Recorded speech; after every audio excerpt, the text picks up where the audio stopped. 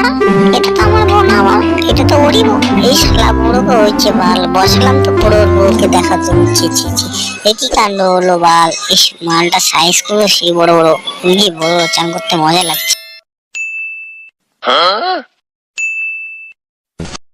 আরে ওই পটকা পটকা এখানে কি করছে? আরে ওই কোন দিকে দেখিয়ে আছে?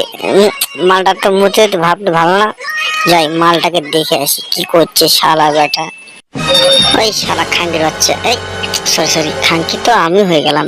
আরে ঢ্যামনা চোদা, কি করছিস সেখানে?